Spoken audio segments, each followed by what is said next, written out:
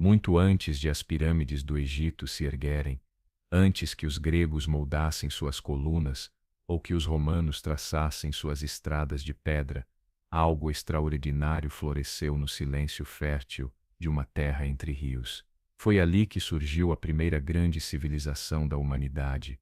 Essa região, que os antigos gregos chamariam de Mesopotâmia, literalmente entre rios, se estendia entre o Tigre e o Eufrates. Rios que nasciam nas montanhas do leste da atual Turquia e seguiam serpenteando até o Golfo Pérsico, irrigando vastas planícies que hoje fazem parte do Iraque. Foi nessas terras que o ser humano se reuniu pela primeira vez em cidades.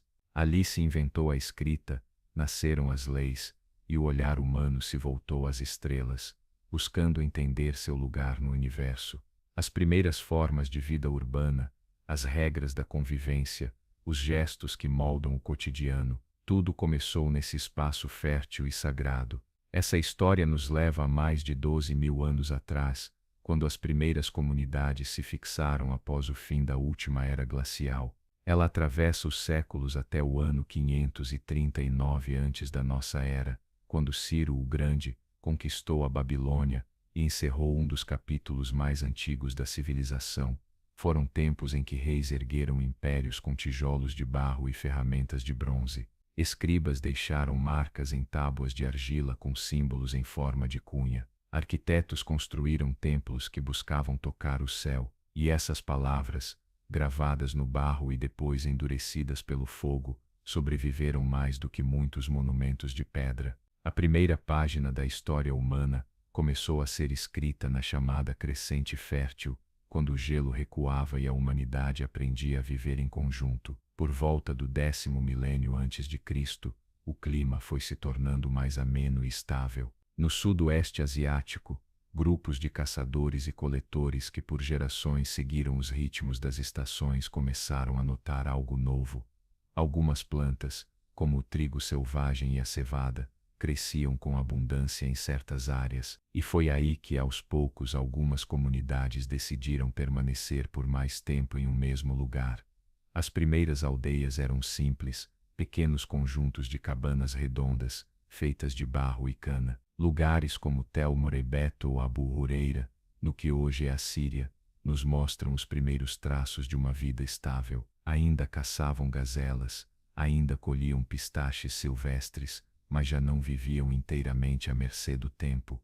No Vale do Jordão, uma dessas comunidades foi além. Jericó, talvez a cidade habitada continuamente mais antiga do mundo, começou a tomar forma há cerca de 11.000 anos. Seus habitantes construíram muros de pedra, não apenas para suas casas, mas como proteção. Levantaram torres, cujos propósitos ainda despertam a curiosidade dos arqueólogos. Mais ao norte, na região da Anatólia, surgiu outro assentamento notável, Çatalhöyük. Ali, as casas foram construídas tão próximas que não havia ruas. O acesso se dava pelos telhados. As pessoas andavam de uma casa a outra como se estivessem dentro de uma grande colmeia de barro.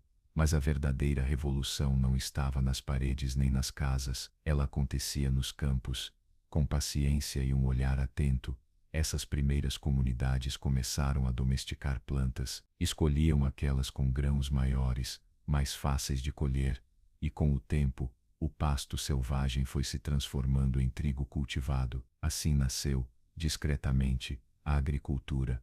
Os animais também passaram por mudanças. Primeiro vieram os urus, os antecessores selvagens do gado atual, que começaram a ser criados por sua carne, leite e pele. Depois vieram as ovelhas, as cabras, os porcos. A caça deixava de ser a única forma de garantir alimento. Essa transformação, a revolução agrícola, foi lenta, mas profunda. Espalhou-se gradualmente por todo o arco fértil que liga o Golfo Pérsico ao Mediterrâneo. Pela primeira vez os seres humanos produziam mais comida do que precisavam para o dia a dia, e com esse excedente, algo novo se tornou possível, a especialização.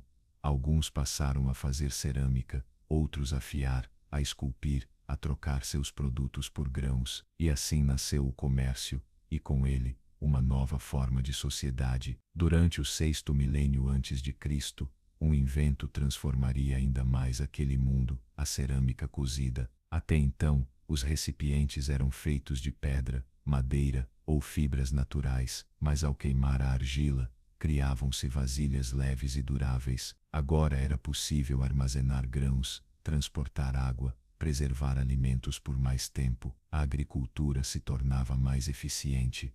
As aldeias cresciam nas planícies secas entre os rios, onde as chuvas eram escassas, mas as enchentes anuais deixavam um lodo fértil. Agora era possível armazenar o grão, transportar água, conservar alimentos por mais tempo. A agricultura se tornava mais eficiente, e as aldeias cresciam nas planícies baixas entre os rios, onde a chuva era escassa, mas as enchentes anuais traziam consigo um barro fértil. As comunidades, com engenho e paciência, aprenderam a desviar a água através de canais. Assim nasceu a irrigação. Por volta do 5º milênio antes de Cristo, essas pequenas aldeias haviam se transformado em grandes povoados, numa região que mais tarde receberia o nome de Sumer. Lugares como Eridu e Uruk, que começaram como simples comunidades agrícolas, cresceram rápido e se tornaram verdadeiras cidades. Gerir a água exigia organização. Já não bastava o comando de famílias ou clãs. Era preciso coordenar esforços, construir diques, limpar canais, manter os sistemas funcionando. Foi nesse contexto que surgiram novas formas de autoridade. Hierarquias começaram a se formar. Quem controlava os excedentes de grão detinha poder. Quem interpretava a vontade dos deuses conquistava autoridade. Assim nasceram os templos. Primeiro como simples altares, depois como grandes centros religiosos, econômicos e administrativos. Ali se armazenava o alimento, distribuía-se a comida e realizavam-se rituais para garantir boas colheitas. A religião também se transformava. As forças da natureza, às vezes generosas, às vezes destruidoras, passaram a ser compreendidas como manifestações divinas. A água, a seca, as tempestades já não eram só fenômenos, eram mensagens. Era preciso entendê-las, aplacá-las, reverenciá-las. No centro desse processo silencioso, a argila ganhou novo valor, tornou-se o primeiro suporte da memória humana. Não havia papel, nem tinta, mas mãos sábias moldavam tábuas úmidas e deixavam nelas marcas profundas. No início, eram pequenos objetos de barro com formas simples, que representavam quantidades, uma bolinha para uma ovelha, um cone para um jarro de grãos. Com o tempo, essas formas viraram símbolos, e os símbolos viraram escrita. A humanidade havia inventado algo que mudaria para sempre seu destino, a linguagem escrita. As primeiras palavras da história não foram poemas nem orações, foram registros, contas, listas de objetos, transações envolvendo grãos, animais, cerâmica. Era a contabilidade dos templos que exigia aquele novo idioma, e com ele começava a história escrita. A partir de pictogramas simples, nasceu um sistema mais abstrato, a escrita cuneiforme. Seu nome vem das pequenas cunhas que os escribas pressionavam sobre a argila com estiletes de junco talhado. Com ela, não só era possível registrar, mas também transmitir ideias complexas, compartilhar conhecimento, preservar mitos. Com o passar do tempo, essas tábuas de barro passaram a conter hinos aos deuses, tratados médicos, listas de estrelas, receitas, orações, contos e leis. A voz de uma civilização que florescia no silêncio das planícies inundadas começava a ecoar pelos séculos. Nas primeiras cidades sumérias, a vida girava em torno dos templos. Ali, não trabalhavam apenas sacerdotes. Havia cozinheiros, oleiros, tecelões, agricultores, contadores. As cidades não eram apenas aglomerações humanas, eram organismos vivos, com bairros, mercados, áreas cerimoniais, zonas de produção e grandes armazéns. Uma das mais antigas cidades conhecidas chegou a ocupar mais de 200 hectares e abrigava dezenas de milhares de pessoas. No centro, erguia-se um templo pintado de branco, sobre uma plataforma que dominava o horizonte. Aquela construção monumental, não era apenas um local de culto, era também o coração econômico e administrativo da cidade. O templo era o centro pulsante. Ao seu redor, outras cidades começaram a florescer: Eridu, considerada a mais antiga, Lagash, Nippur, Kish, Uma, cada uma com sua própria divindade protetora, seus templos, seus governantes. Eram cidades-estado autônomas. Às vezes cooperavam, outras vezes entravam em conflito. Cada cidade possuía uma identidade única. Seu deus patrono era visto como o verdadeiro soberano. O rei humano apenas governava em seu nome. Os templos acumulavam riquezas e terras, controlavam os estoques, ofereciam trabalho a milhares. As estruturas sociais tornaram-se mais complexas. Agricultores e artesãos viviam em casas simples, nobres e sacerdotes, em grandes residências decoradas. Escribas, formados desde a infância nas casas das tábuas, eram a elite intelectual que sustentava o sistema. A religião estava presente em tudo. Os deuses sumérios não eram distantes ou abstratos, eram seres poderosos, com emoções humanas, muitas vezes caprichosos, e era preciso agradá-los com rituais, oferendas e festas. Enlil, deus do vento e da tempestade, era temido. Enki, senhor das águas subterrâneas e da sabedoria, era ouvido com respeito. Inanna, deusa do amor e da guerra, era celebrada com paixão. Cada cidade elevava seu deus acima dos demais, e os conflitos entre cidades também eram lidos como disputas entre divindades. Com o tempo, a autoridade dos templos passou a dividir espaço com uma nova figura, o rei. No início, em tempos de crise, nomeava-se um lugal, literalmente grande homem, para liderar o povo em batalhas ou catástrofes naturais, mas alguns desses líderes mantiveram o poder mesmo após a crise. Assim nasceram as dinastias. Com o tempo, o rei não era apenas um chefe militar, tornava-se uma figura sagrada, não um deus, mas alguém escolhido pelos deuses. Sua palavra tinha peso de lei. Seu palácio se tornava uma estrutura paralela ao templo, com administração própria, cortesãos, escribas e celeiros. No fim do terceiro milênio antes da nossa era, os feitos dessa civilização já eram grandiosos. Tecidos finos, ferramentas de bronze, rotas comerciais que cruzavam o mundo conhecido, da Anatólia ao Vale do Indo, das montanhas aos litorais do Golfo Pérsico, obsidiana, lápis-lazuli, conchas marinhas, madeiras exóticas, tudo chegava aos mercados de Sumer. As cidades se expandiam, cercavam-se com muralhas, embelezavam-se, e as construções, antes de barro cru, agora passavam a ser feitas com tijolos cozidos, mais resistentes, mais duradouros. Construíram-se canais, pontes, grandes praças.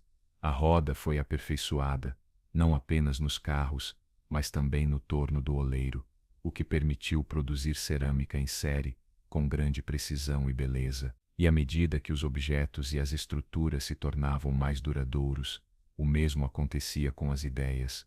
Surgiram os mitos, nasceu a literatura. Numa das tábuas mais antigas, é contada a história de Gilgamesh, rei de Uruk, que após a morte de seu amigo Enkidu, parte em uma jornada em busca da imortalidade. Ele não a encontra, mas descobre algo ainda mais profundo, que a verdadeira eternidade está nas marcas que deixamos no mundo, nas cidades que construímos, nas histórias que contamos. Esse relato, considerado a primeira grande obra épica da humanidade, ainda hoje ressoa com força surpreendente. Nele, surgem perguntas que continuam vivas: o que significa ser humano? Qual é o sentido da vida? Como lidamos com a morte? Mas nem tudo era harmonia na terra entre rios. Com o crescimento vieram também os conflitos. As cidades competiam por recursos, água, terras férteis, rotas comerciais. As disputas eram constantes e muitas vezes terminavam em guerra. Eram erguidos exércitos, templos eram saqueados, campos destruídos. A prosperidade andava de mãos dadas com a violência. E então, nesse cenário fragmentado, surgiu uma figura que mudaria o rumo da história: Sargão, o rei de Acádia. A partir de uma cidade ao norte, Não muito distante da atual Bagdá, esse líder de língua semita iniciou uma campanha que o levaria a criar o primeiro grande império da história, mas isso já é outro capítulo da nossa viagem pela cuna da civilização. No norte das terras mesopotâmicas, longe dos pântanos do sul e das muralhas brancas de Uruk, uma nova cultura crescia, à margem das antigas cidades-estado. Era uma cultura aparentada, mas distinta. Falavam uma língua de raízes semíticas e, embora herdassem técnicas e costumes dos sumérios, mantinham sua identidade própria. Nesse ambiente fértil, entre colinas e vales próximos ao que hoje é Bagdá, uma cidade cujo local exato ainda é desconhecido, começou a ganhar destaque: Acádia. Dali surgiria uma das figuras mais influentes da antiguidade, Sargão. Seu nome significa rei legítimo, e sua lenda começa com um nascimento humilde. Segundo as inscrições que ele mesmo mandou gravar, era filho de uma jardineira e cresceu entre tarefas simples. Uma versão posterior, já envolta em elementos míticos, conta que foi colocado numa cesta e lançado ao rio, salvo milagrosamente como outros heróis em diferentes culturas séculos depois. Mas além do mito, sabemos que Sargão ascendeu até se tornar copeiro do rei de Kish, uma das cidades do norte, e em circunstâncias ainda obscuras, tomou o poder e consolidou sua autoridade com uma visão inédita para sua época. Ele não queria apenas governar uma cidade, queria uni-las todas sob um mesmo comando, e conseguiu. A partir do ano 2334 antes da nossa era, iniciou uma campanha militar que o levou a derrotar Lugalzagese, rei de Uruk, que havia tentado reunir as cidades sumérias sob seu domínio. A vitória de Sargão não foi apenas uma conquista militar, foi uma mudança de paradigma. Pela primeira vez, um só homem governava dezenas de cidades, desde o Golfo Pérsico até o Mediterrâneo. Para manter essa nova estrutura, Sargão criou uma rede de governadores, muitas vezes seus parentes, para administrar as cidades conquistadas. Estabeleceu o acádio como idioma oficial do império e promoveu a padronização de pesos e medidas, facilitando o comércio e a cobrança de tributos. Mais que o poder militar, foi a organização que consolidou seu legado. Ele também fundou um exército profissional, com milhares de soldados que, segundo relatos, comiam à sua mesa. Essa força permanente permitia sufocar rebeliões e ampliar sua influência, levando não apenas armas, mas também ideias, tecnologias e cultura. Durante décadas, Sargão governou um território tão vasto como jamais se havia visto. Ao morrer, deixou o trono para seus filhos, que enfrentaram o desafio de manter unido um império diverso, repleto de línguas, deuses e tradições diferentes. Seus sucessores enfrentaram rebeliões internas e ameaças externas, mas um deles, seu neto Naram-Sin, conseguiu restaurar o controle e levar o império ao seu auge. Naram-Sin foi o primeiro a ir além na divinização do poder. Não apenas dizia ter sido escolhido pelos deuses, passou a ser representado como um deus em si. As inscrições traziam seu nome com o símbolo divino. As estelas o mostravam maior que os outros, usando uma coroa com chifres, símbolo reservado às divindades. Essa transformação do rei em ser divino revelava tanto a ambição imperial, quanto a necessidade de manter a autoridade sobre um território tão vasto. Mas essa grandeza também anunciava sua queda. Governar um império dessas proporções com os meios de transporte e comunicação da época era uma tarefa monumental. As revoltas se multiplicavam, povos submetidos resistiam ao controle central. As tensões internas se intensificavam, e do leste surgiu uma nova ameaça, os Guti, povos das montanhas que, após décadas de instabilidade, começaram a atacar com força crescente. Por volta do ano 2154 antes da nossa era, o Império Acádio caiu. As cidades antes unificadas se fragmentaram novamente. A grandeza ruiu, e uma sensação de perda se espalhou entre os povos que viveram à sombra de Acádia. Mas embora o império tenha desaparecido, o modelo que Sargão criou não se perdeu. A ideia de um poder central, de uma administração imperial, de uma língua unificadora. Tudo isso permaneceu na memória coletiva. Durante séculos, muitos tentariam repetir o que Sargão havia feito, e cada um, em seu tempo, olhou para Acádia como quem contempla um mito de origem. Após a queda do Império Acádio, a Mesopotâmia mergulhou em uma fase de fragmentação e instabilidade. O poder central desapareceu, e as cidades antes unidas sob a força de um único soberano, voltaram a se fechar sobre si mesmas. Era uma época de incertezas, marcada pelas incursões de povos alheios à tradição urbana mesopotâmica. Os Gutis, tribos montanhosas oriundas das regiões escarpadas do leste, atravessaram as fronteiras e se estabeleceram em diversas zonas do norte.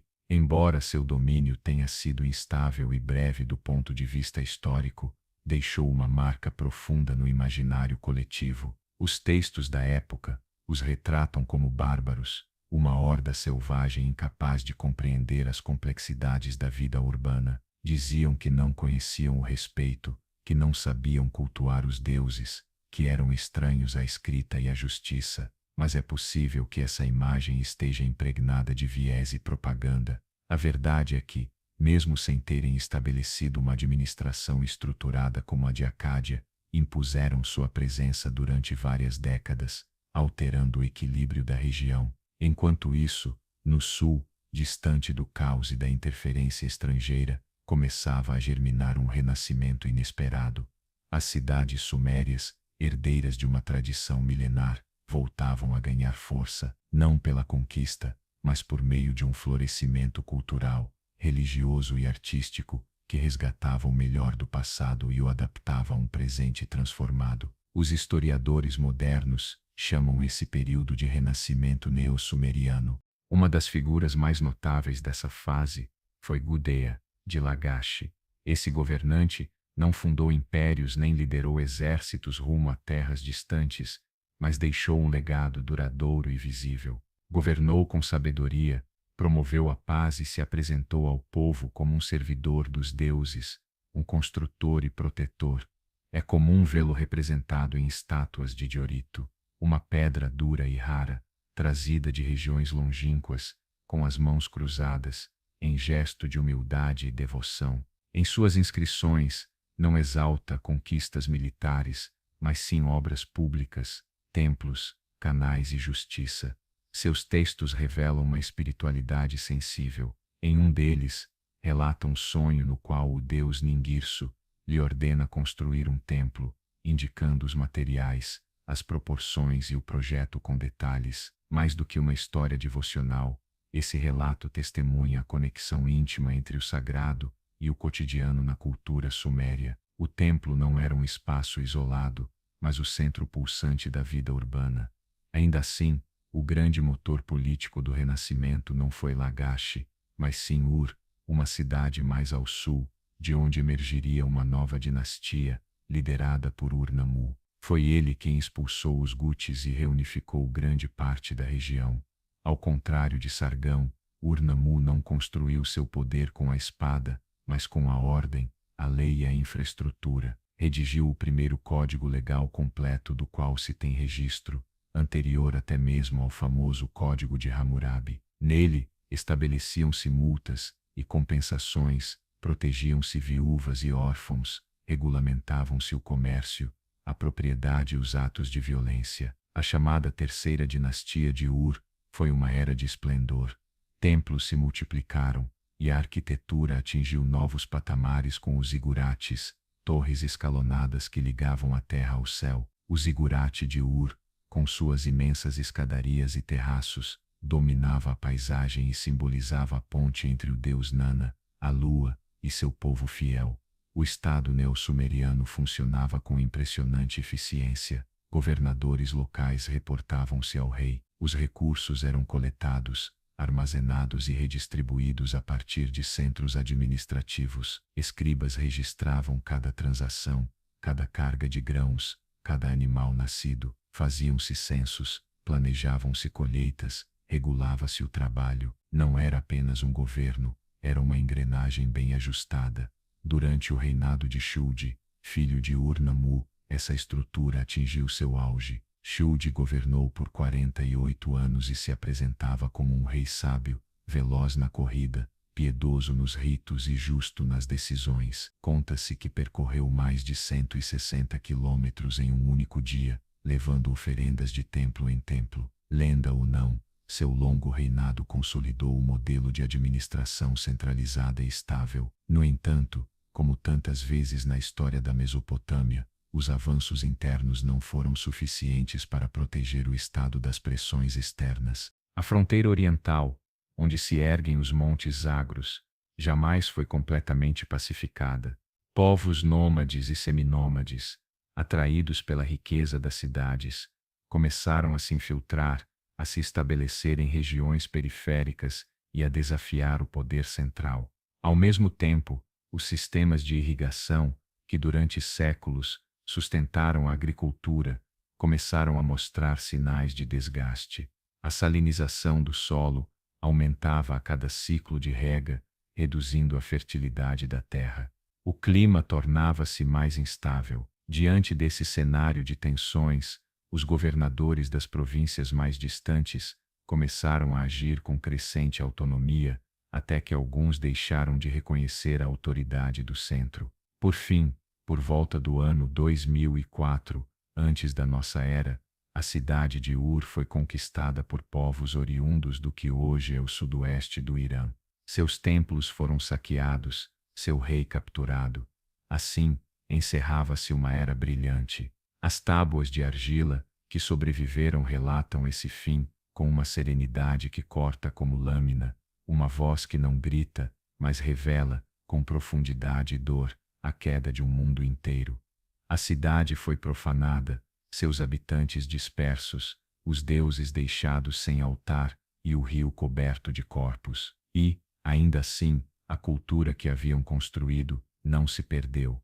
Sua língua, sua literatura, suas leis e sua arte permaneceram vivas, adotadas por novas cidades, adaptadas por outros povos, porque, na Mesopotâmia, cada queda foi também semente de um novo começo. Após a queda de Ur, a Mesopotâmia não desapareceu da história, nem mergulhou em um vazio. Foi como uma respiração profunda e constante. A cada expiração de poder, seguia-se uma inspiração de renovação política e cultural. O solo fértil entre os rios não podia permanecer adormecido por muito tempo. Assim, pouco a pouco, surgiram novas forças, novos protagonistas. Entre eles, destacava-se um grupo de povos seminômades conhecidos como amorritas, originários das regiões áridas do oeste, o que hoje seria a Síria. Durante séculos, os amorritas foram entrando aos poucos nas terras férteis da Mesopotâmia. A princípio, vistos como estrangeiros, pastores errantes, gente das colinas, mas como tantas vezes na história, o que era periferia tornou-se centro. Inicialmente, instalaram-se como minorias dentro das cidades, soldados, comerciantes, até mesmo funcionários, mas com o tempo, começaram a assumir o controle político de algumas delas, fundaram dinastias, adotaram os idiomas, os costumes e os deuses locais, não impuseram ruptura, moldaram uma continuidade transformada. Nesse novo mosaico de cidades independentes, uma em especial deixaria de ser apenas um ponto no mapa para se tornar o coração de um novo mundo, Babilônia, erguida no centro do Vale do Eufrates. No início, Babilônia era apenas uma cidade modesta, mas tudo mudou no ano de 1792 antes da nossa era, quando um novo rei assumiu o trono. Seu nome era Hammurabi.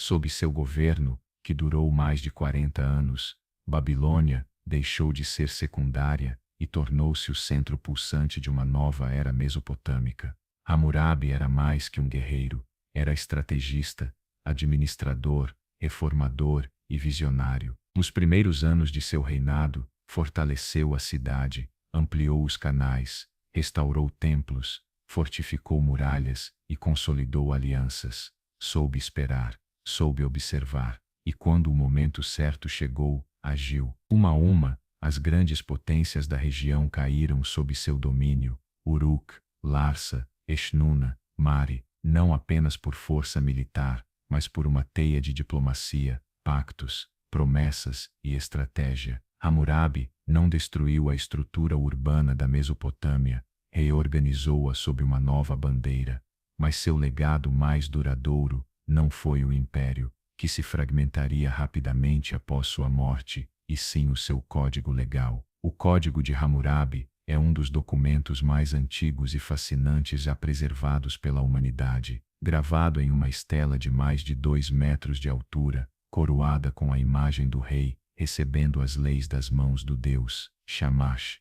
Esse texto contém quase 300 disposições que regulavam todos os aspectos da vida: comércio, família, herança, propriedade, contratos e punições. Não era uma lei igualitária, os castigos variavam de acordo com o status social dos envolvidos, mas havia ali uma lógica, uma tentativa de ordem, de justiça proporcional, de proteger os mais fracos contra os abusos dos mais fortes. Na introdução, Hammurabi se apresenta como um pastor, um escolhido dos deuses, enviado para proteger seu povo. Em um tempo onde o poder era quase sempre legitimado pela força, essa afirmação marcava uma mudança profunda, ainda que idealizada, sobre o papel do governante. Além de legislador, Hammurabi era um administrador atento. Diversas cartas preservadas revelam como ele dava instruções detalhadas a seus governadores sobre os mais variados assuntos, da distribuição de rações ao comportamento dos juízes,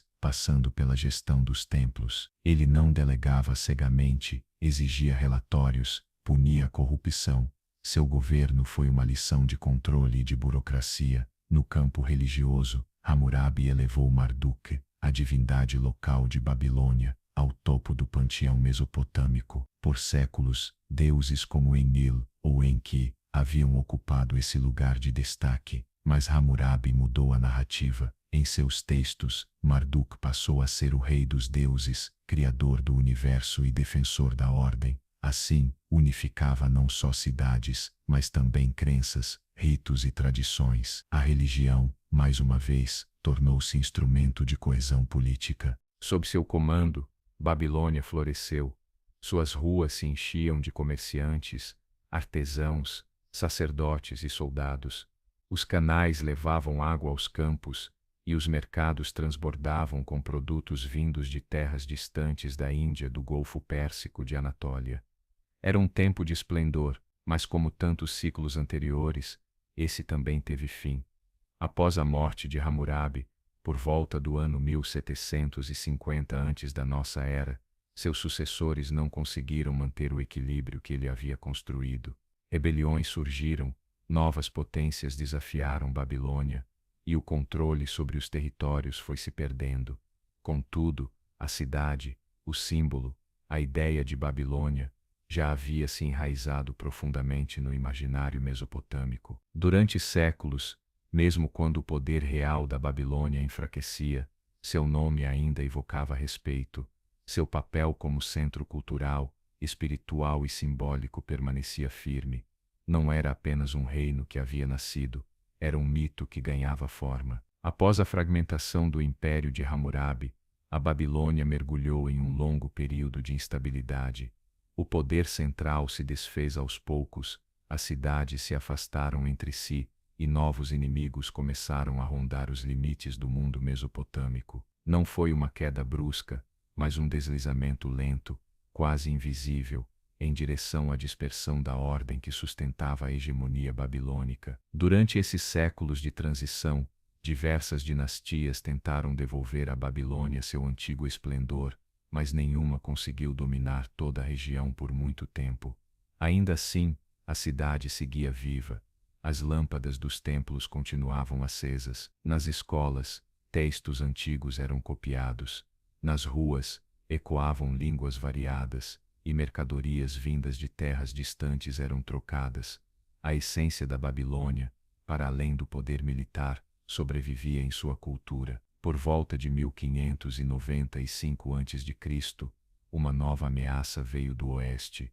Os hititas, um povo guerreiro originário da Anatólia, desceram até a Mesopotâmia, em uma campanha relâmpago. Seu rei, Mursili I saqueou a cidade e levou consigo tesouros e estátuas sagradas, incluindo, segundo alguns relatos, o ídolo do deus Marduk. Foi uma ferida profunda, mais simbólica do que estratégica, que marcou o fim da dinastia amorita. Após a retirada dos hititas, um novo grupo entrou em cena, os cassitas. Seus verdadeiros orígenes ainda são incertos. Alguns os ligam às montanhas de Zagros, outros a regiões ainda mais distantes do leste. O fato é que, no vácuo de poder deixado pelos hititas, os cassitas conseguiram se estabelecer em Babilônia e fundar uma dinastia que duraria cerca de 400 anos.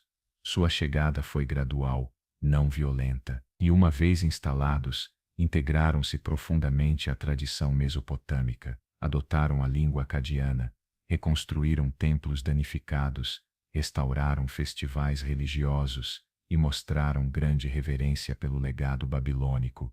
Sob seu governo, Babilônia viveu um dos períodos mais longos de estabilidade da sua história. Foi uma época de reconstrução, de adaptação, de continuidade silenciosa.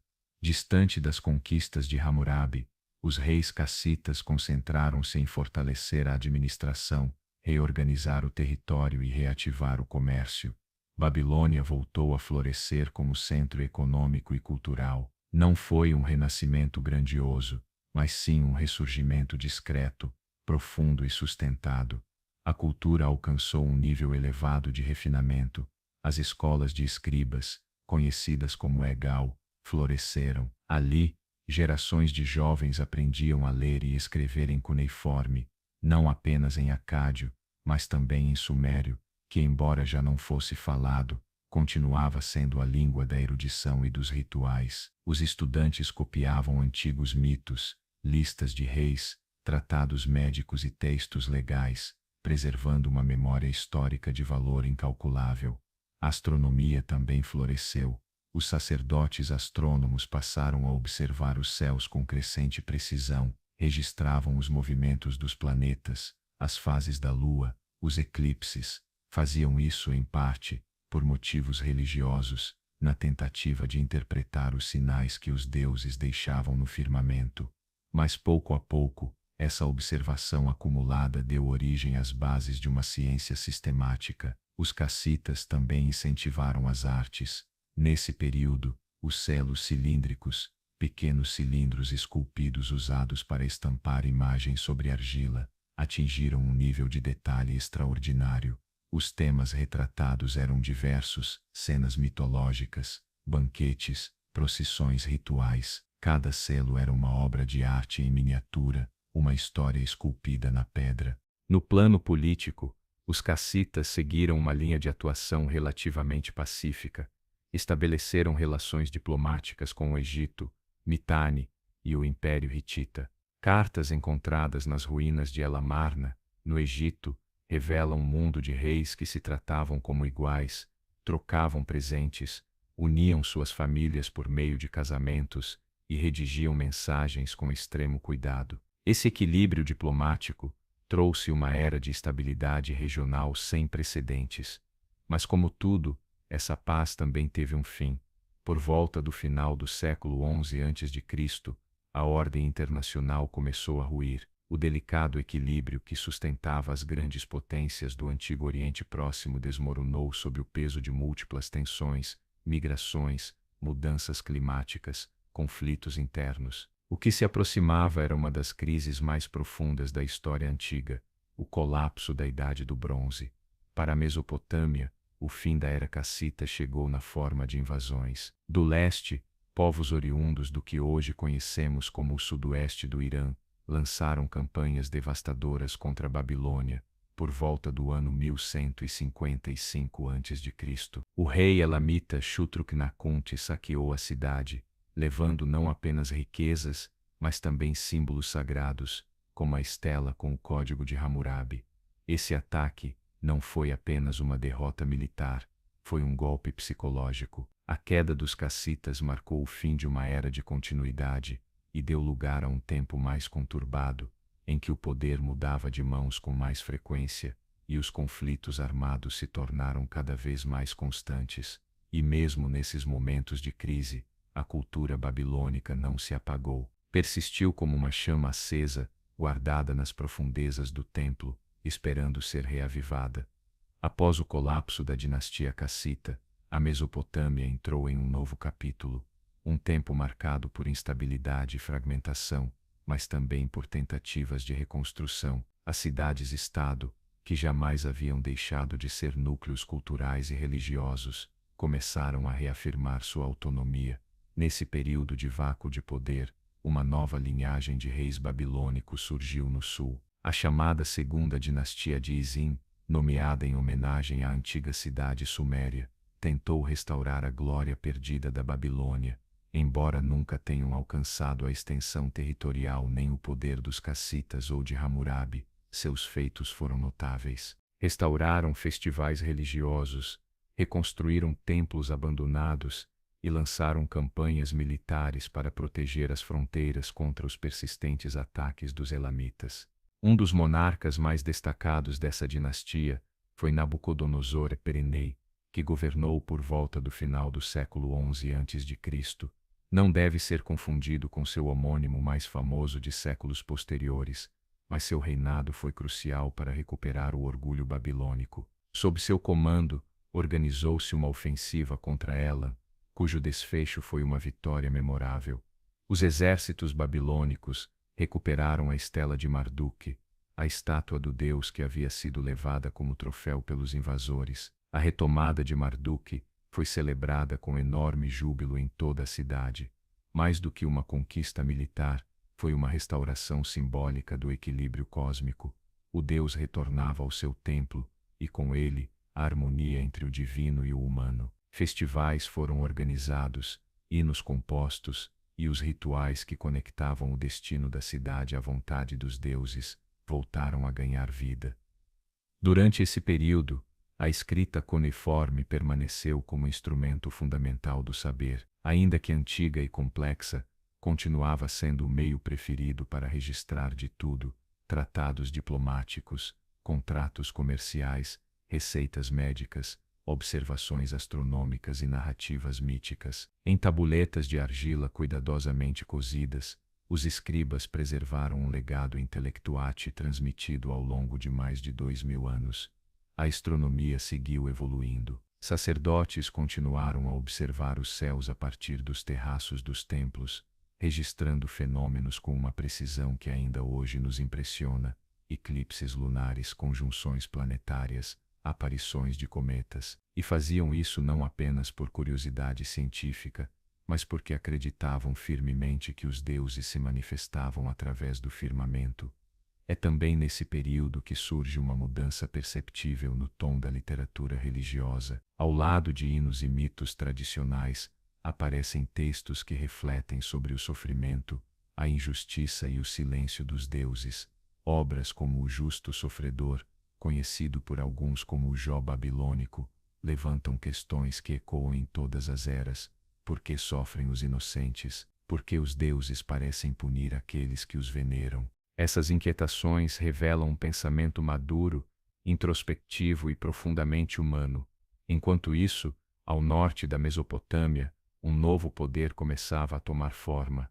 Os assírios, por séculos um povo mercador centrado na cidade de Assur, passaram a demonstrar ambições imperiais. Aproveitando a fragilidade da Babilônia e de seus vizinhos, os reis assírios iniciaram a expansão de seus domínios, primeiro nas terras altas ao redor, depois avançando em direção ao próprio coração do sul mesopotâmico. A transformação da Assíria, de uma cidade mercante a um império militar, foi rápida, deliberada e implacável. Reis como Haddad-Nirari e Salmanasar iniciaram campanhas que buscavam não apenas tributos ou rotas comerciais, mas a incorporação direta de territórios a um sistema centralizado e eficiente e frequentemente brutal. Surgia assim um novo protagonista, um que, nas décadas seguintes, mudaria para sempre o equilíbrio de poder no Antigo Oriente Próximo. E ainda assim, no meio de toda essa tensão crescente, Babilônia não desapareceu. Ferida, mas orgulhosa, manteve-se como centro espiritual, cultural e simbólico. Seus templos guardavam a memória dos deuses antigos. Seus escribas copiavam e recopiavam os textos sagrados.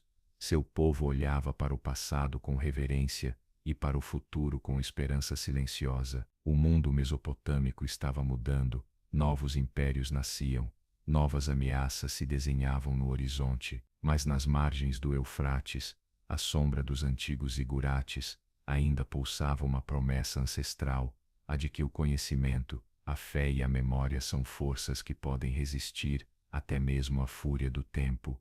O surgimento do Império Assírio não foi apenas o ascenso de um novo poder militar, representou uma reconfiguração total do cenário político da Mesopotâmia e das regiões vizinhas. Os assírios não apenas conquistavam, eles redesenhavam. Onde chegavam, impunham uma administração rigorosa, estabeleciam o aramaico como língua franca e substituíam estruturas locais por governadores leais ao trono de Nínive.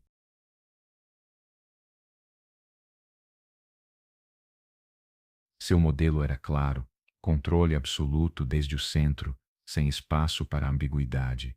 Esse método contrastava fortemente com o da Babilônia, que por séculos se apoiara em alianças, casamentos diplomáticos e no respeito às tradições locais. Para os assírios, no entanto, a unidade vinha pela força e não hesitavam em demonstrá-la de forma brutal e explícita. Os relevos de seus palácios mostram, em detalhes aterradores, as consequências de resistir, cidades saqueadas, prisioneiros acorrentados, punições públicas. Não era apenas castigo, era espetáculo, um aviso para todos. Mas esse regime de terror não se sustentava apenas na violência, apoiava-se também em uma infraestrutura sem precedentes. Os assírios criaram uma das redes administrativas mais eficientes da antiguidade. De todos os cantos do império à capital, circulavam relatórios, mensagens e ordens, graças a um sistema de correios, cavalos de revezamento e estradas vigiadas.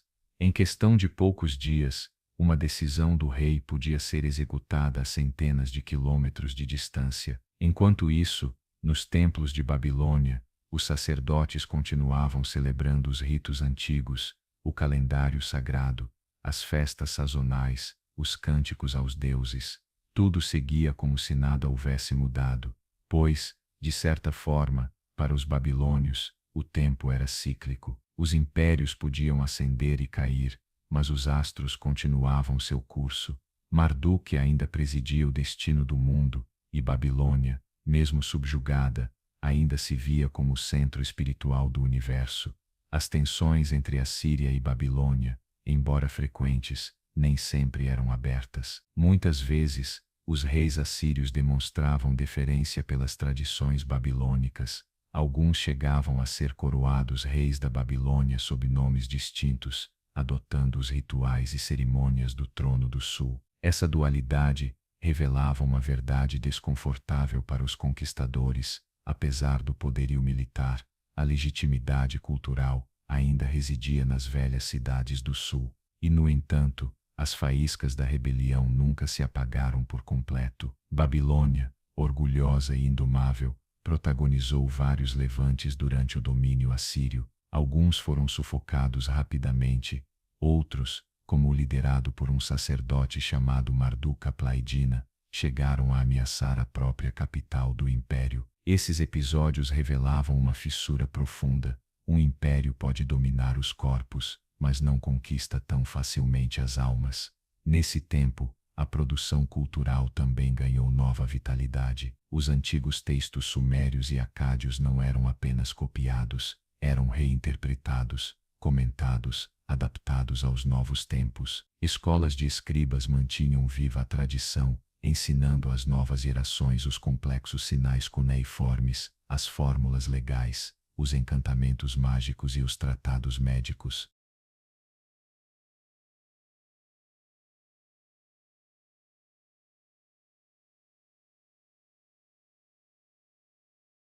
A cidade, embora dominada, era ainda um caldeirão intelectual.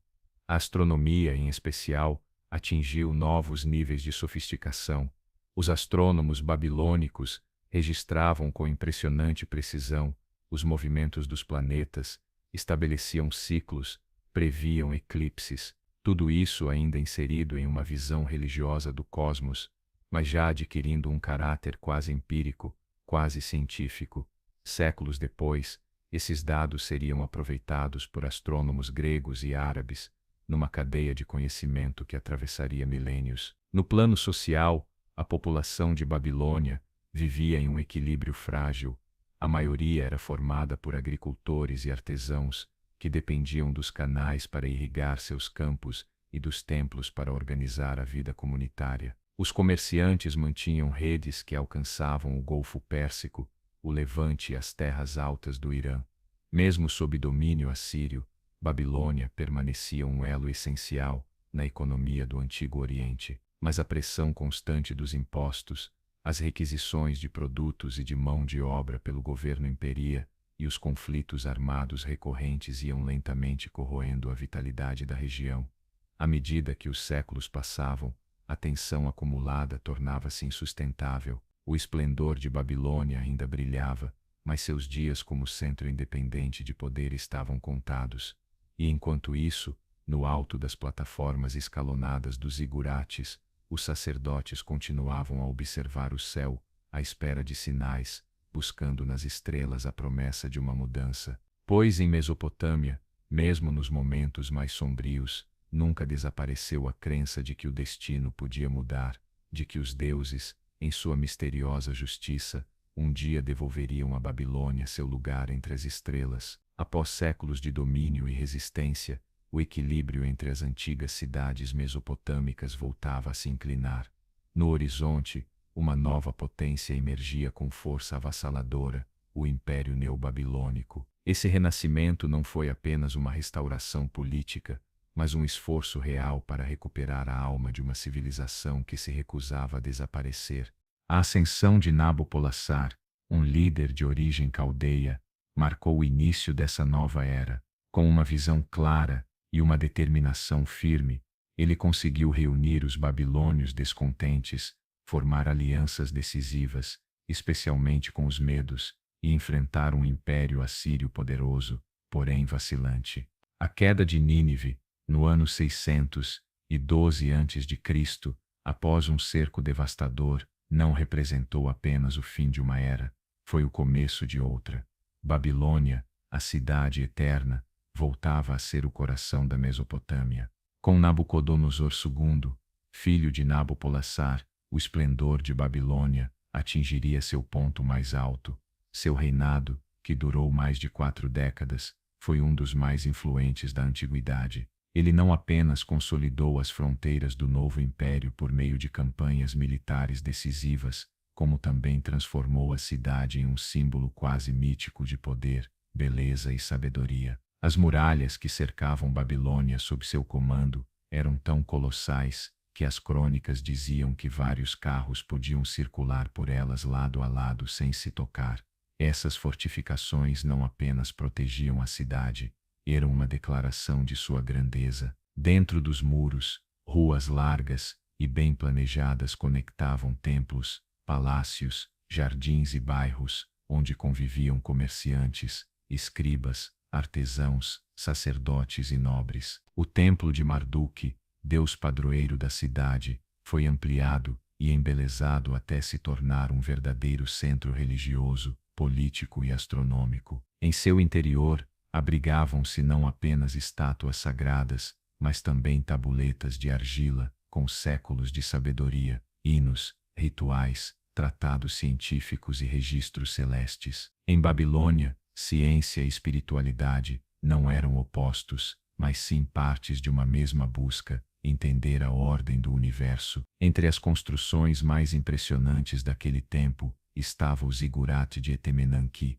uma imensa torre em degraus, que muitos acreditam ter inspirado a história bíblica da Torre de Babel. Essa obra não era só um feito arquitetônico, mas um símbolo de elevação espiritual. Cada nível levava quem subia mais perto do céu, dos deuses, do mistério. Embora sua existência ainda seja tema de debate, a fama dos jardins suspensos, também atribuídos a Nabucodonosor, alimentou durante séculos a imaginação de viajantes, historiadores e poetas. Conta-se que foram criados para uma esposa de origem Medo, que sentia saudades das paisagens verdes de sua terra natal. Terraços repletos de plantas, árvores exóticas, cascatas e um engenhoso sistema de irrigação transformavam aquele jardim em um verdadeiro oásis suspenso no ar. Seja real ou mito, só mencionar os jardins evocava a habilidade dos babilônios em unir engenharia, sensibilidade e poder em uma única obra.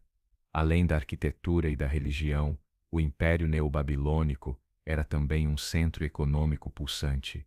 Os registros da época revelam um sistema comercial complexo, com empréstimos, contratos, impostos e parcerias. Rotas terrestres e fluviais conectavam Babilônia a territórios como Anatólia, Pérsia, Arábia, Egito e o Mediterrâneo, fazendo dela um ponto essencial para o intercâmbio de mercadorias e saberes. Enquanto tudo isso acontecia, a cultura continuava a florescer. Escolas de escribas ensinavam a difícil arte da escrita cuneiforme, que exigia anos de dedicação, mas abria portas para uma vida de prestígio e responsabilidade. Textos literários eram copiados, adaptados, preservando a memória dos antigos reis, dos deuses, das epopeias, dos mitos e das leis.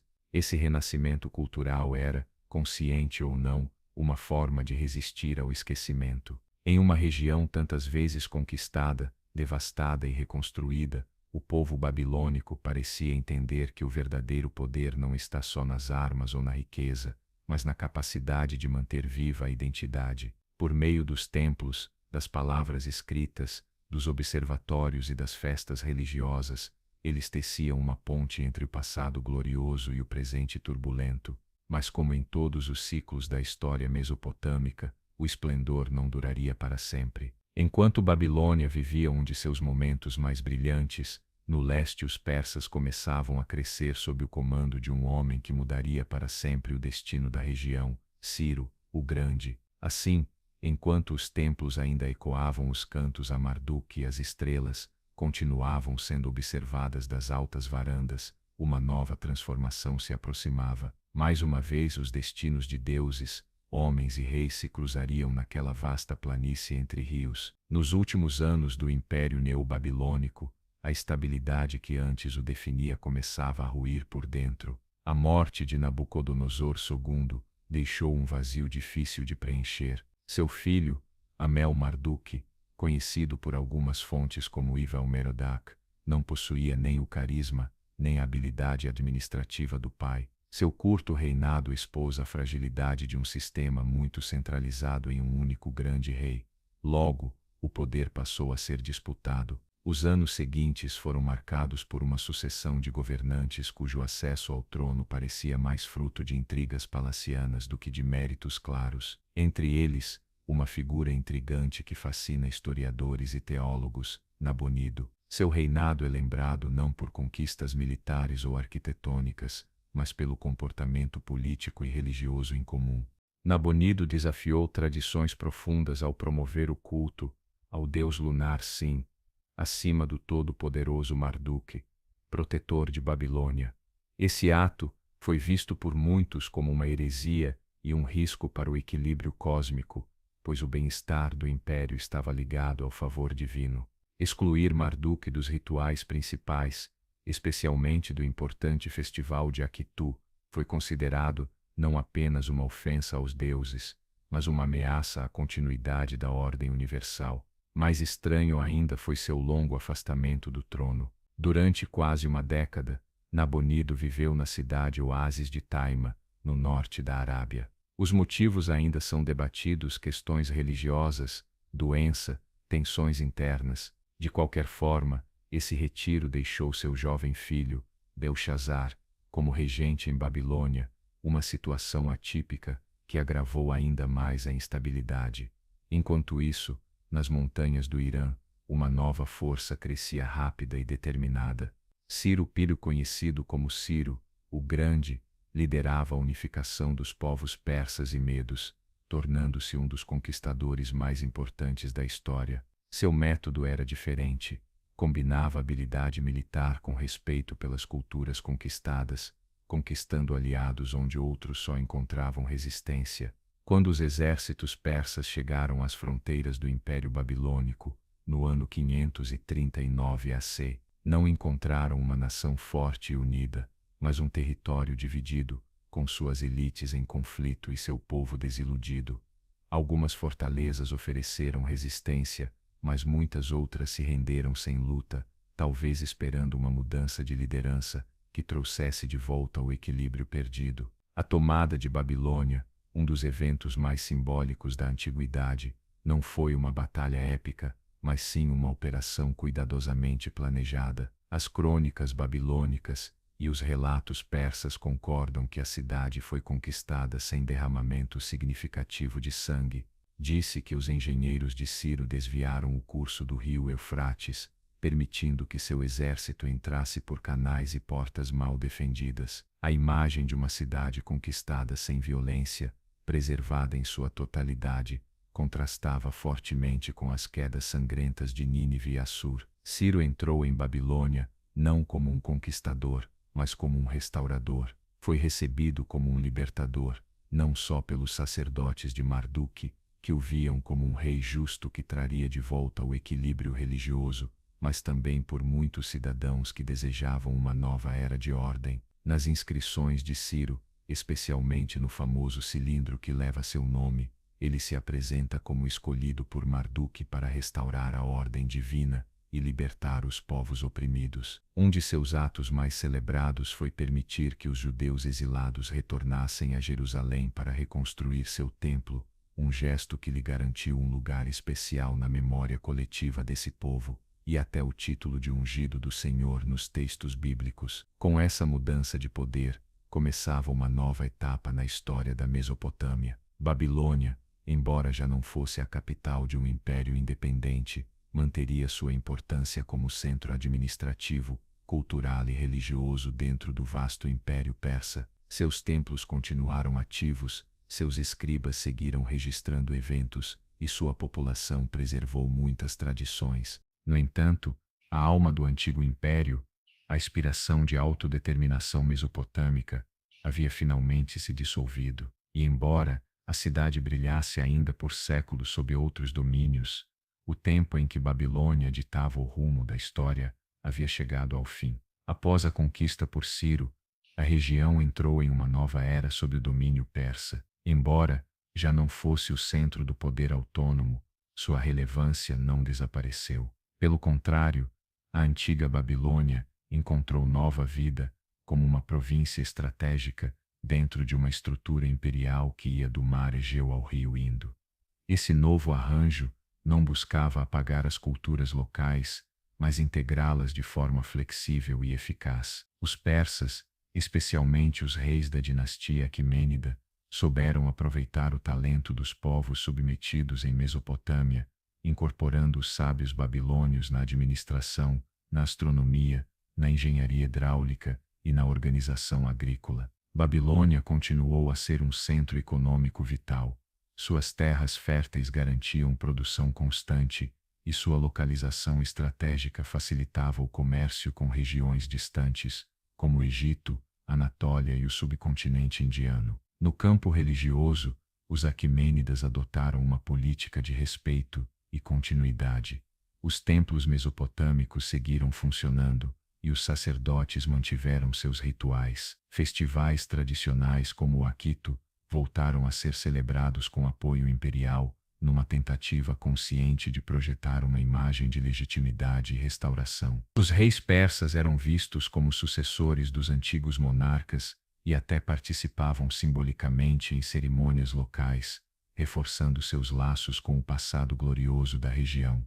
Mas o tempo não para. Sob essa aparência de continuidade, mudanças sutis começaram a tomar forma. A língua administrativa foi deixando de ser o acádio e o sumério, passando gradualmente para o aramaico, uma língua semítica mais acessível e amplamente falada. A escrita cuneiforme, que dominara a região por mais de 3 milênios, entrou em declínio lento, restringida a contextos religiosos e acadêmicos até desaparecer completamente séculos depois. quando Alexandre o Grande derrotou o último rei persa, Dário I, em 331 AC, entrando triunfalmente em Babilônia. Segundo os cronistas, Alexandre foi recebido com entusiasmo pela população, que esperava que a cidade recuperasse seu brilho perdido. Ele demonstrou interesse genuíno pela herança babilônica, visitando templos, consultando sacerdotes, ordenando restaurações e planejando transformar Babilônia na capital de seu vasto império oriental.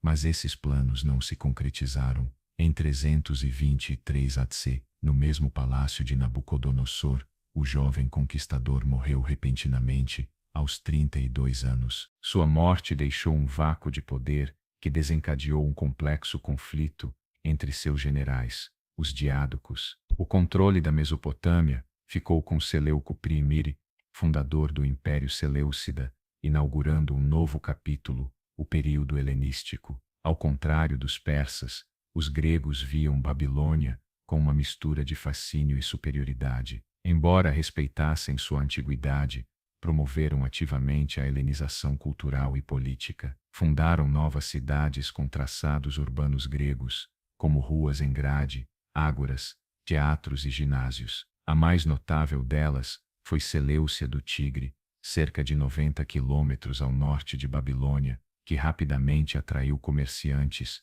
funcionários e artesãos, deslocando o centro econômico e administrativo. Babilônia, a antiga rainha do Eufrates, iniciou um declínio lento, mas constante. Ainda assim, não desapareceu de imediato. Seus templos continuaram abertos, seus escribas seguiram copiando textos, e sua influência, embora reduzida, não se extinguiu da noite para o dia. Nesse momento de fusão cultural, surgiram fenômenos interessantes. Sacerdotes babilônios passaram a escrever crônicas históricas em grego, para explicar seu mundo aos novos governantes. Deuses gregos foram assimilados aos mesopotâmicos, Zeus identificado com Marduk, Apolo com Nabu, Ártemis com Istar. Até o saber astronômico babilônico começou a influenciar as teorias cosmológicas gregas, gerando um diálogo inédito entre Oriente e Ocidente. No entanto, o suporte físico daquela tradição,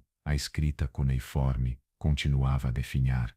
Com o passar das gerações, menos pessoas conseguiam ler os antigos sinais gravados na argila. O conhecimento ancestral ficou restrito a círculos cada vez menores, até que, por volta do primeiro século da nossa era, a escrita desapareceu do uso cotidiano. Com ela se extinguiu a voz direta de uma civilização que, por milhares de anos, registrara sua história, suas leis, suas preces e sua poesia em tábuas de barro.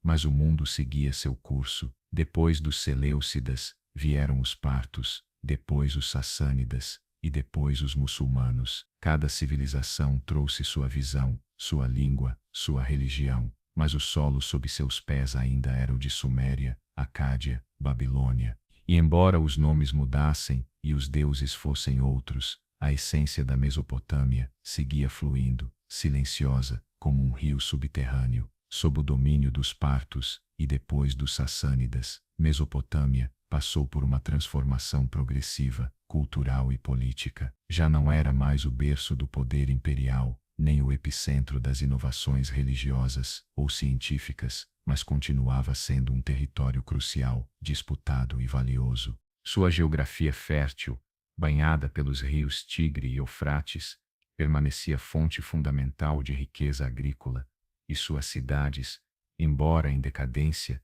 mantinham uma vida vibrante, marcada pela diversidade de povos e crenças.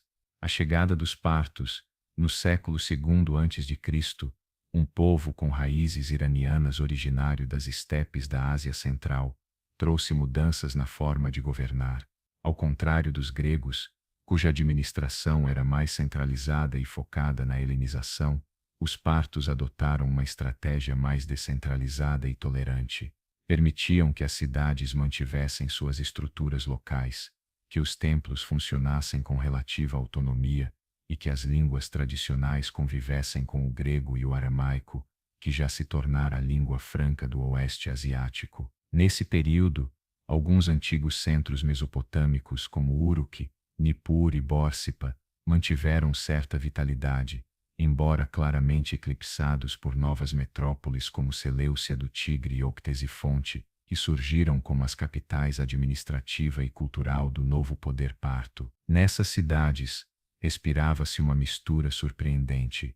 Templos dedicados a divindades ancestrais coexistiam com mercados onde se falavam múltiplos idiomas, desde o grego e o aramaico até dialetos iranianos e semíticos. A diversidade religiosa tornou-se uma característica fundamental do panorama espiritual mesopotâmico. O zoroastrismo, promovido pelos governantes iranianos, coexistia com antigas devoções mesopotâmicas, cultos helenísticos, religiões mistéricas da Ásia Menor e novas correntes que começavam a ganhar espaço silenciosamente.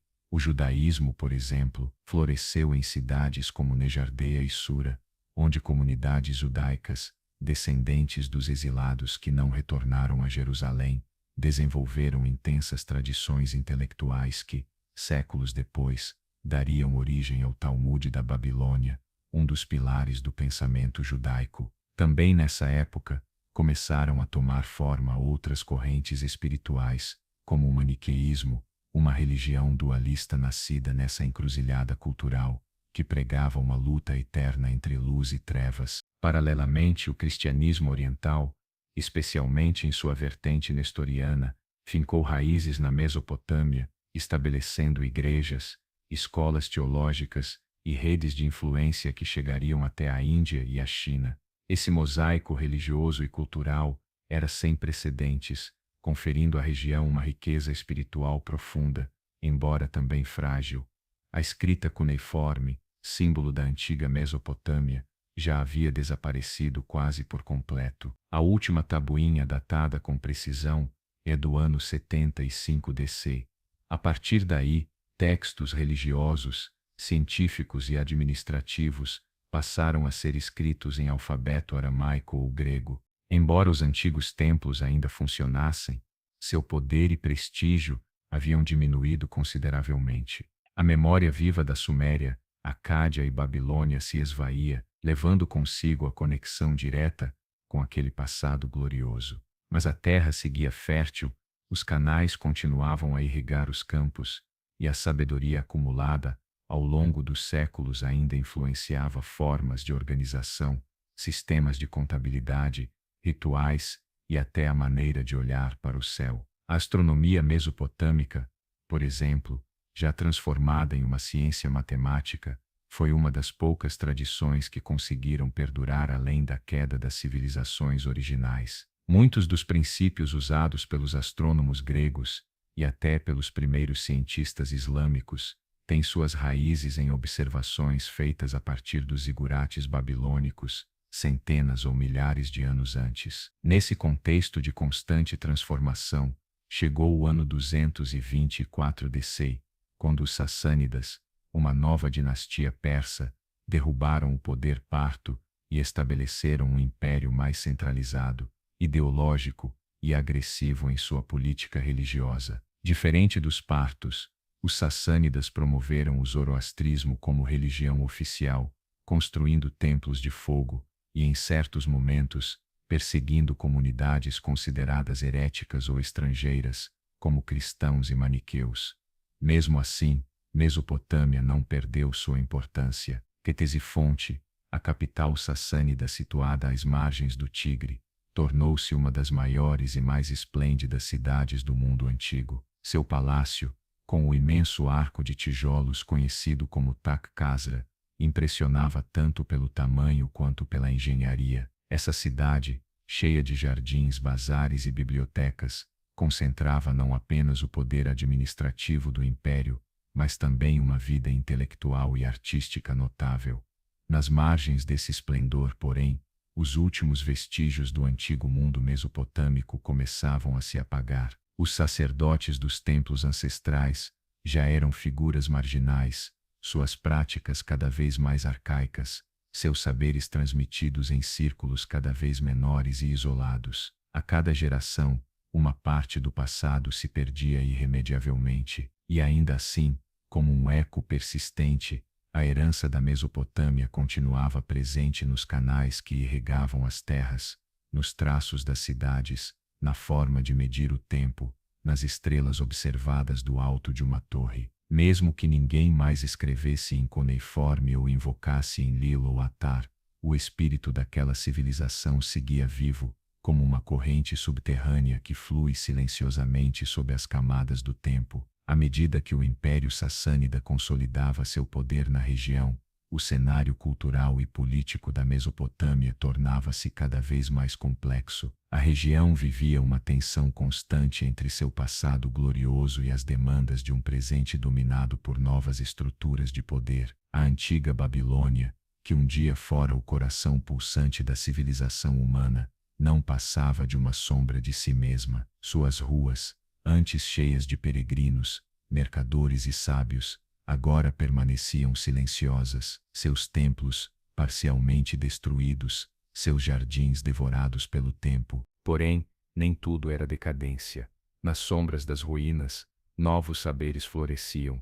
Mesopotâmia deixara de ser o centro de um império, mas transformara-se em um ponto de encontro de conhecimentos ancestrais, um terreno fértil para as religiões do livro, as ciências celestes e as doutrinas filosóficas vindas do Oriente e do Ocidente. Os zoroastrianos erguiam templos de fogo, os cristãos construíam igrejas simples, onde se discutiam ideias que alcançariam o coração da Ásia. Os judeus aprofundavam a interpretação da Torá e desenvolviam em academias rabínicas como as de Sura e Pumbedita, um dos textos mais influentes do pensamento religioso universal, o Talmud da Babilônia. Esse ambiente, embora fragmentado na aparência, abrigava uma efervescência intelectual comparável à de épocas gloriosas. As escolas judaicas debatiam intensamente sobre lei, moral e o destino do povo de Israel. Os sábios cristãos, influenciados pelo legado helenístico e pelo pensamento persa, refletiam sobre a natureza de Cristo, a criação e a salvação. Os seguidores de Mani, o profeta dualista, teciam uma visão do mundo baseada na luta eterna entre luz e trevas, uma visão que influenciaria até doutrinas góticas e correntes místicas posteriores. Nas cidades mais importantes, a população convivia entre ruínas milenares e novas construções de adobe e pedra.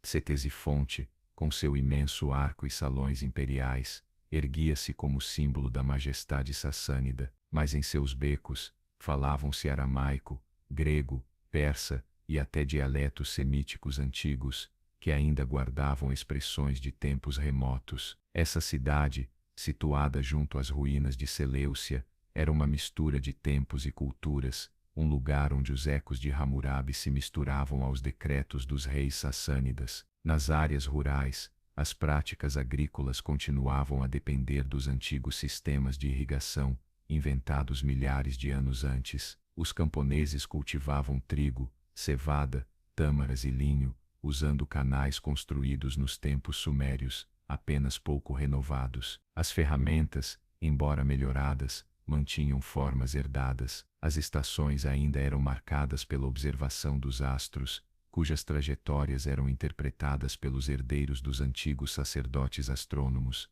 Apesar de todas as mudanças, a terra falava a língua de seus ancestrais. Com o passar do tempo, essa região vibrante, complexa, mas politicamente vulnerável, ficou presa entre impérios. A fronteira entre o mundo romano e o persa passava por essas terras, e com cada guerra ou rebelião, os povos mesopotâmicos eram testemunhas, e muitas vezes vítimas, da violência, do saque e do deslocamento. As cidades eram fortificadas, os templos reconstruídos ou destruídos, uma e outra vez, e as populações precisavam se reinventar constantemente para sobreviver. Foi nesse cenário de transformações contínuas que aconteceu um dos eventos mais decisivos para o destino da Mesopotâmia, a chegada do Islã. No início do século VI, o profeta Maomé unificou as tribos árabes sob uma nova fé monoteísta. Após sua morte, em 632, os califas que lhe sucederam lançaram uma série de campanhas militares que mudariam para sempre a história do mundo. No ano 636, o exército muçulmano, liderado por Saad ibn Abi Waqqas, derrotou decisivamente os sassânidas na Batalha de Cadiciá. Essa vitória abriu as portas da Mesopotâmia para o novo poder emergente. As cidades foram conquistadas uma após outra, e em 637, Quetesifonte, a joia do Império Sassânida, caiu nas mãos dos árabes. Foi o fim de uma era, mas também o começo de uma nova. Nesse novo mundo islâmico, a Mesopotâmia, agora conhecida como Iraca, nome derivado do persa que se referia às terras baixas, não foi relegada a segundo plano. Pelo contrário, tornou-se rapidamente um centro neurálgico do novo império. Em 762, foi fundada a cidade de Bagdá, a poucos quilômetros das ruínas de Quetesifonte e Babilônia. Essa cidade, destinada a ser a capital do Califado Abássida, foi construída com uma ambição que evocava as glórias antigas, desenhada como um círculo perfeito, rodeada por muralhas e cheia de jardins, palácios e bibliotecas. Bagdá logo se transformou no novo coração do mundo islâmico, atraindo sábios, poetas, médicos, astrônomos e filósofos de todos os cantos do mundo conhecido. A Casa da Sabedoria, uma instituição que funcionava como academia, biblioteca e centro de tradução, recuperou textos antigos da Grécia, Pérsia e Índia. Entre esses textos, claro, estavam os legados mesopotâmicos, tratados de astronomia, matemática e medicina que haviam sobrevivido ao tempo. De maneira paradoxal, o conhecimento da antiga Mesopotâmia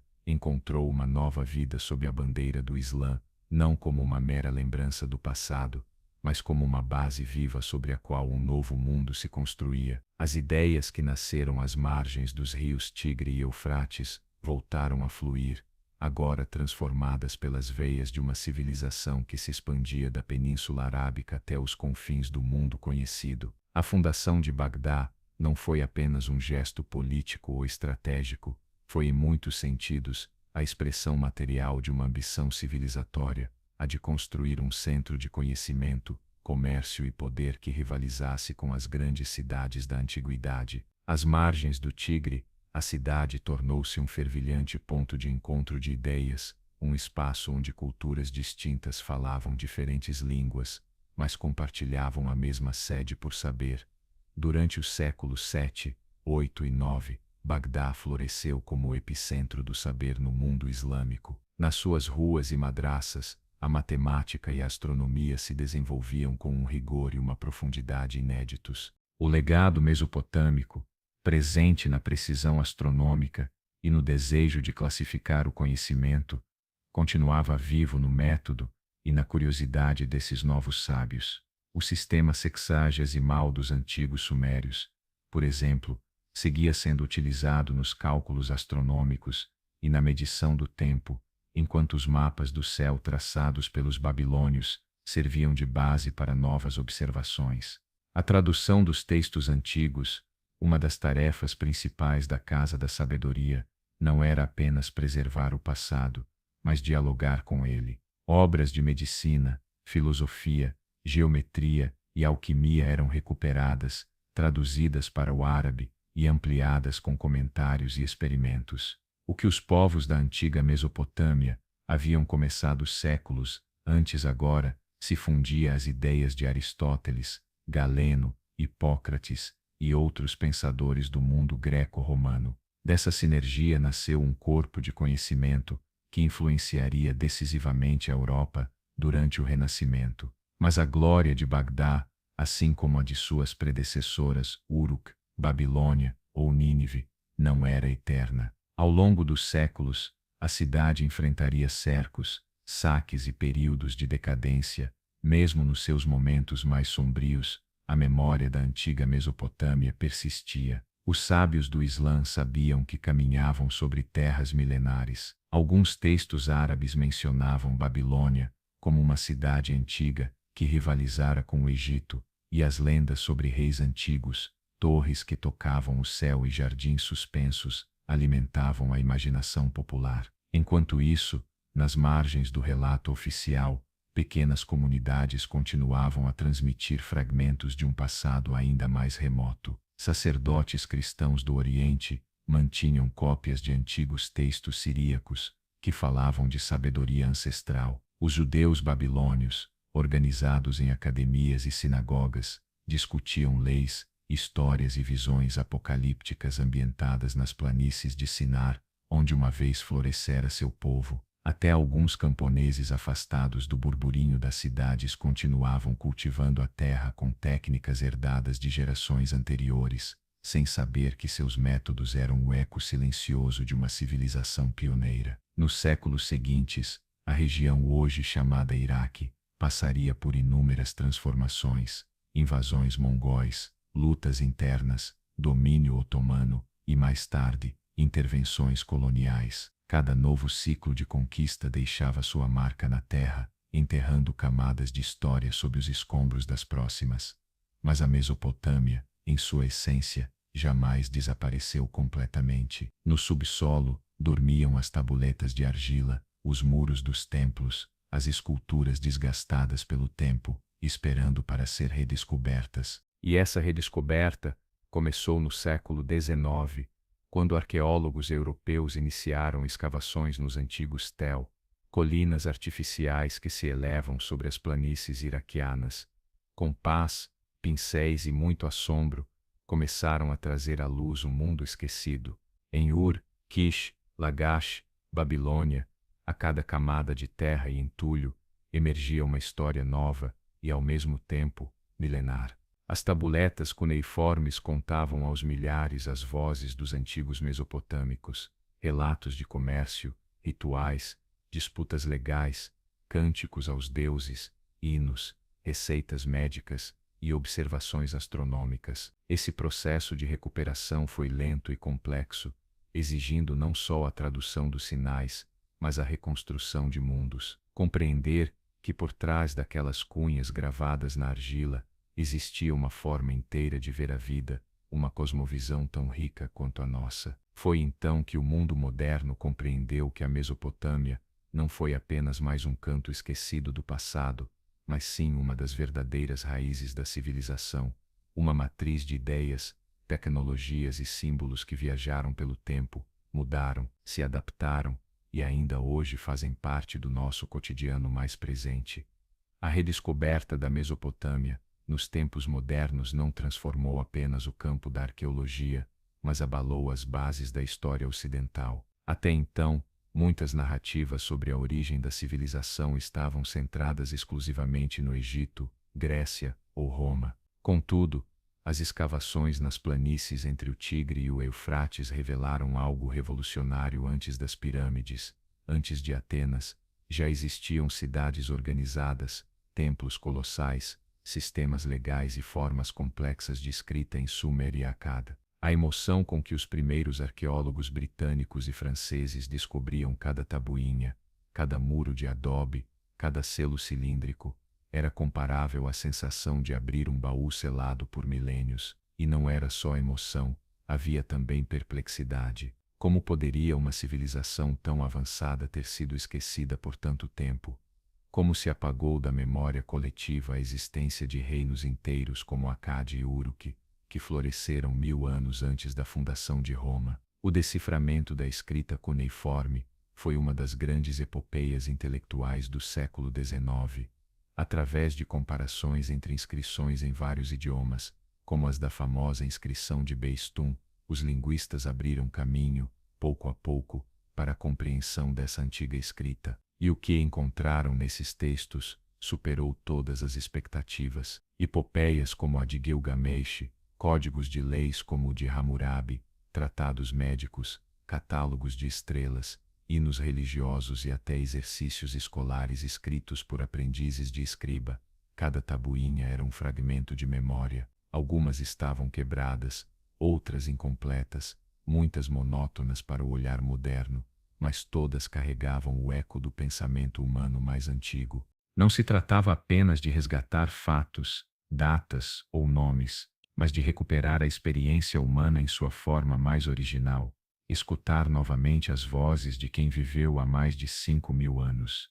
O mais surpreendente era que muitas dessas vozes soavam estranhamente familiares. O desejo de eternidade de Gilgamesh, a ansiedade pela justiça nos provérbios sumérios, A angústia diante da doença, o espanto diante das estrelas, sentimentos universais e reconhecíveis. Num mundo que mudou tanto, a arqueologia mesopotâmica nos devolvia um espelho onde podíamos ver refletidas as nossas próprias perguntas fundamentais. Paralelamente às descobertas arqueológicas, os museus do mundo se encheram de artefatos mesopotâmicos, os touros alados de Nínive, as estátuas de Gudea, as tabuinhas com mapas celestes ou registros contábeis começaram a ocupar vitrines em Londres, Paris, Berlim e Nova York. O fascínio pelo mundo mesopotâmico cresceu rapidamente, tanto no meio acadêmico quanto no imaginário popular. Babilônia virou símbolo de poder e mistério, Ur sinônimo de origem, Gilgamesh um arquétipo do herói trágico em busca do sentido da vida. No entanto, esse interesse global por Mesopotâmia não esteve isento de controvérsias. Muitas peças foram extraídas sem consentimento das autoridades locais, levadas para o exterior durante períodos coloniais. Hoje, as discussões sobre a restituição do patrimônio arqueológico mesopotâmico estão mais vivas do que nunca. A questão não é apenas legal ou museológica, mas ética: a quem pertence o passado, e como garantir que os povos, cujas raízes estão enterradas nesses solos, possam também reencontrar sua própria história. Enquanto isso, no Iraque, o legado da Mesopotâmia enfrenta múltiplas ameaças contemporâneas. Guerras, saques e instabilidade põem em risco muitos sítios arqueológicos. Em alguns casos, antigos templos foram destruídos, em outros, tabuinhas valiosíssimas desapareceram no mercado negro. Mas apesar dessas perdas, a memória da Mesopotâmia segue viva, tanto na comunidade científica, quanto nos corações daqueles que veem nessa terra não só um espaço geográfico, mas a verdadeira cuna da humanidade.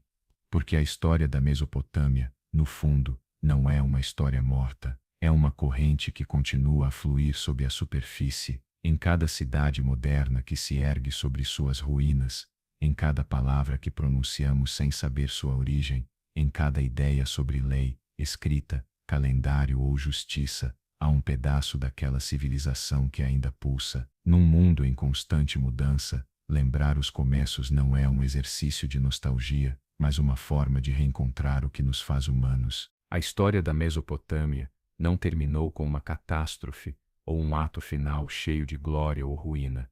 Ela se desvaneceu como as coisas que cumprem seu propósito, lenta, imperceptivelmente, fundindo-se ao ambiente e transformando-se em outra coisa. Uma língua deixou de ser falada, uma escrita deixou de ser traçada, um templo deixou de acender seus fogos, e ainda assim, nada disso foi realmente o fim. Porque o que nasceu ali não dependia só de suas cidades, nem de seus reis, nem sequer de seus deuses. O que nasceu ali foi uma forma de pensar o mundo, uma estrutura invisível que passou de geração em geração, às vezes intacta, às vezes distorcida, mas sempre viva. Em cada civilização posterior que tentou organizar seu tempo, explicar os céus, redigir leis ou escrever poesia, havia um fragmento da Mesopotâmia, mesmo que ninguém soubesse. Os ecos de Gilgamesh continuam a ressoar nos mitos modernos, as formas da justiça babilônica refletem-se nas nossas noções legais, os traços que um dia marcaram a argila vivem agora não em tabuinhas, mas nos signos com os quais escrevemos nossas histórias hoje. E assim como um rio que não cessa, ainda que mude seu curso, a herança daquela civilização flui em silêncio, não como um império ou um povo, mas como uma corrente subterrânea que alimenta nossas raízes. E talvez isso seja o mais próximo da imortalidade que uma cultura pode alcançar.